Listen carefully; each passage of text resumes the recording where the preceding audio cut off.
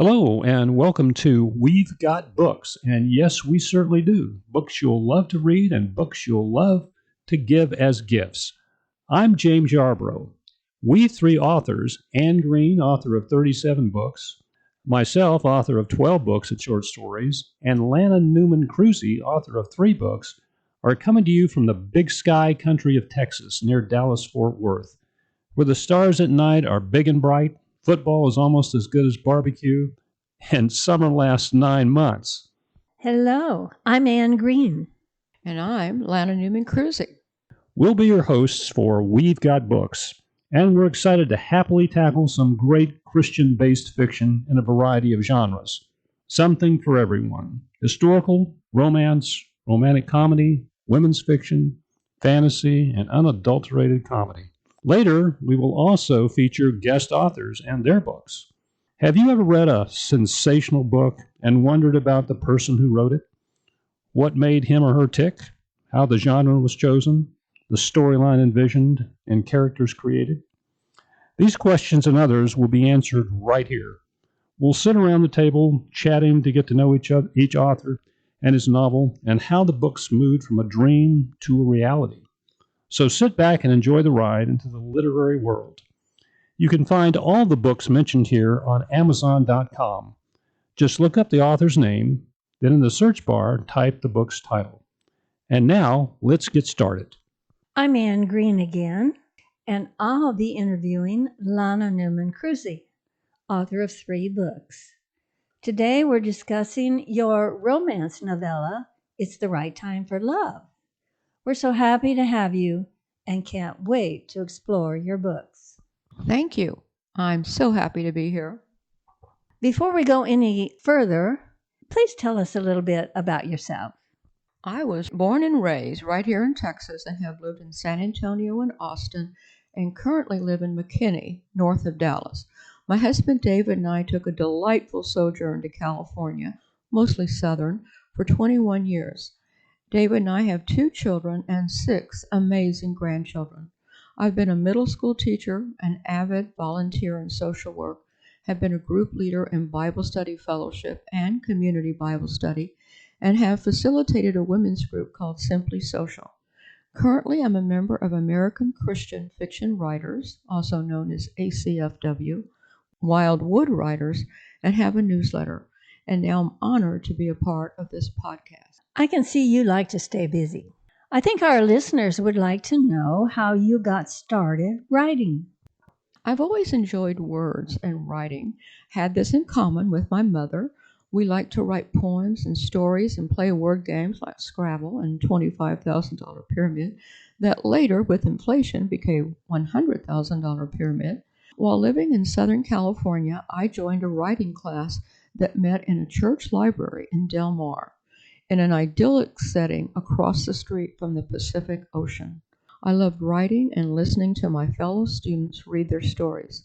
It was a great group of writers who were encouragers to each other. With the Pacific Ocean across the street, how could you concentrate on writing? It wasn't easy.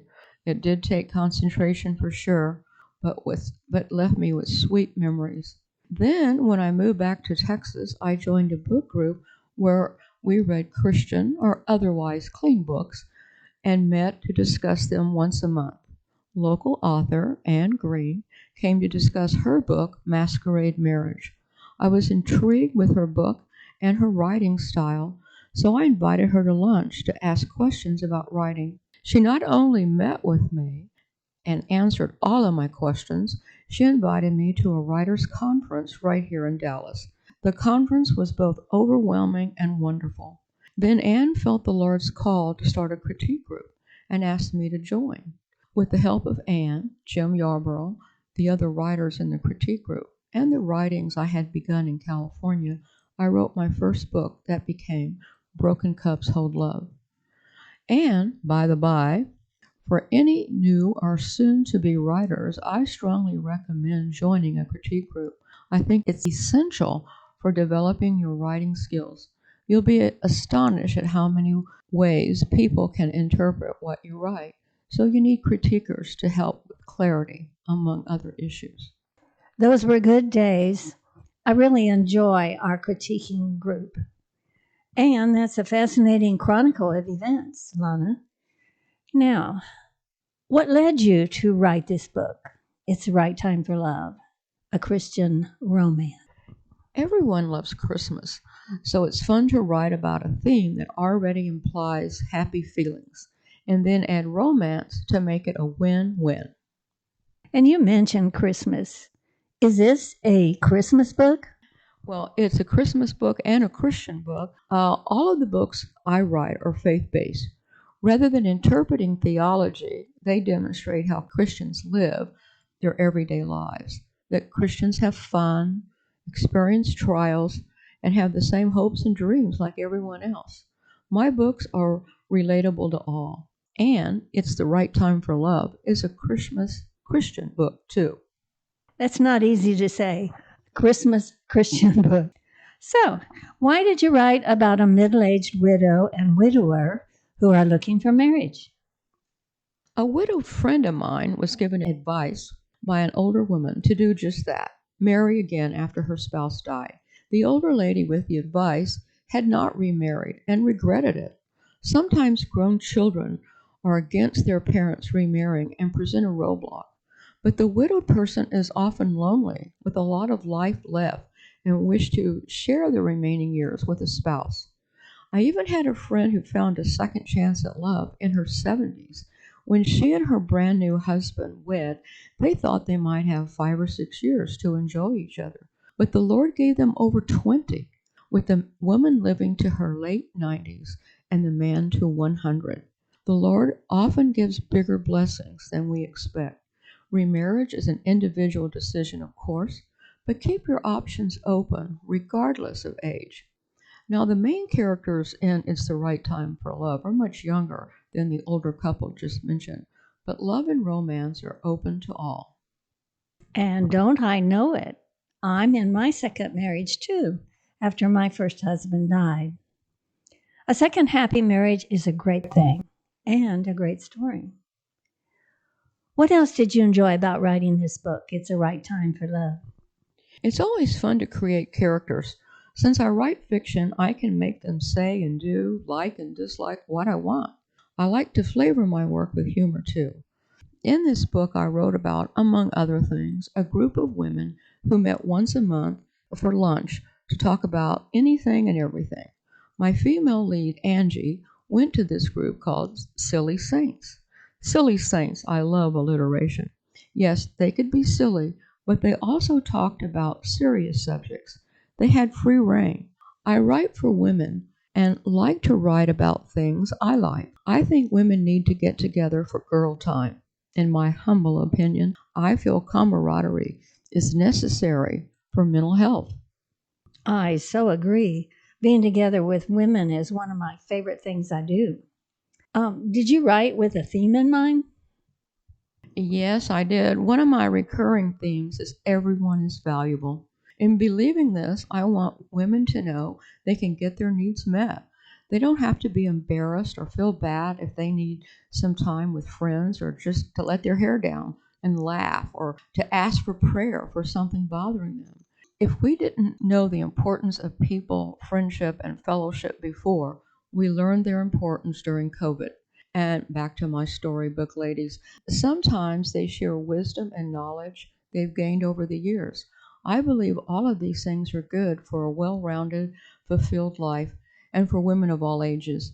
You know, I like to highlight older women. Remember, everyone is valuable. So I have one Hattie Pearl, who is 86, giving some of her sage advice at their group Silly Saints. She stands and recounts. A few words for the wise. The only normal people you know are the ones you don't know well.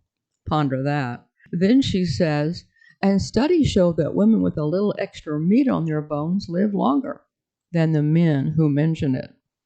I love it. I love it. Those are good ones. Thank you. Also at Silly Saints, they celebrate birthdays. I love birthdays and celebrating people, and some women don't have anyone to celebrate them except at such an event. So they appreciate their moment of attention when they are acknowledged at Silly Saints. The ladies tell funny stories, real and fiction, and encouraging ones. Everyone participates. I tried to make silly saints fun, but useful too. I can see that. I want to go to the next month's meeting too. Now, tell us something about writing romance. Well, there must be conflict. In It's the Right Time for Love, widower Jake Stewart was ready for a new romance, but Angie Cooper, while secretly wanting romance, tried to convince herself that she was perfectly happy with her life just the way it was with her precious granddaughter Piper and her dog Zsa Zsa. Plus, she wanted a new career and thought a new husband would interfere with her dream. The guilt she had for thinking she might want a man in her life made her feel she was betraying her late husband. So there were a lot of starts and stops and questions of whether Jake could get Angie to the altar. Now you must read my book to find out if he did. Sounds like a fun ride. Can you give us a glimpse of Jake and Angie? How did they meet? Oh, I'd love to. Jake knew he was ready to remarry, but needed some help. So Jake prayed, saying he didn't know how to meet women, and asked the Lord to actually drop a woman in his lap. And guess what? That's what the Lord did, sorta. When he met Angie, she tripped and fell into his strong arms. Arms, not a lap. So Jake thanked the Lord with close enough. While Angie was still in Jake's masculine grip, she wondered if this was heaven. Even her dog Zsa Zsa dropped her chew toy, had her pink tongue peeking out of her tiny mouth, and whimpered, showing signs of being completely mesmerized by this tower of a man. Angie mused, "I know what you mean, Zsa, I know what you mean." So they all liked each other right away. I love stories that have dogs in them. I really enjoy pets. And that was a very interesting first meeting and answer to prayer. Great lead characters.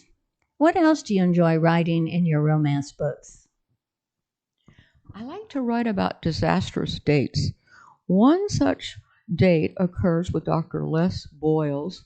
He says of himself, "I've been married 3 times, have no children, don't like sports, dancing, or small talk. I read a lot, mostly journals." Now, was that a clear presentation of himself? When Angie asked if he liked jokes, he said he didn't know any and stayed pointed at his food. Wasn't interested. I guess that says it all. Ouch. Good ones, though. I see the humor there as much as the disaster. Is there other humor in the book? I've sprinkled humor throughout, like even in an obituary. I think I'll write a funny obituary for myself. A few lines from Angie's first husband's obituary reads, I'll just give you a few highlights. Let's see now. Frederick Ansel Cooper bit the dust, sang sayonara on the steel guitar, and ate his last fried pie on April 1st, a perfect date for a recovering old codger and prankster to bid adieu. And then there was something about Angie being a fashion faux pas. I think I love this way to bid adieu. I agree, of course. And there's more.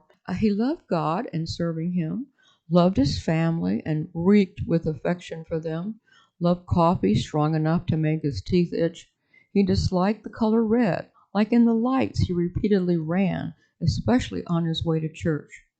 Angie also wrote, besides being survived by his loving family, he was survived by some incarcerated extended family, a few enemies from the IRS, and some seeking political asylum. He concluded with, "See you soon, and to my best friend Hank, I'll see you a week from Thursday." I like the way you used reeked and affection. Fun. And you said Ansley didn't like red because it reminded him of the lights he ran on his way to church. And yikes, he told his friend Hank he'd see him a week from Thursday. He was a character. That was great and lots of fun. Thank you, Lana Newman Kruse. Thank you for having me. Well, unfortunately, ladies, we're out of time for today. Listeners, check out all our books on Amazon.com. Please be reminded we are an interactive, authentic podcast and want to hear your ideas, comments, and suggestions. So drop us a message at we'vegotbooks33@gmail.com. That's WEVE, no apostrophe, gotbooks33@gmail.com. It's been a pleasure to have you, so please come back next time for another dynamic session of We've Got Books, this time with author Anne Green, who'll discuss her book, Love at Christmas. Goodbye for now, and happy reading.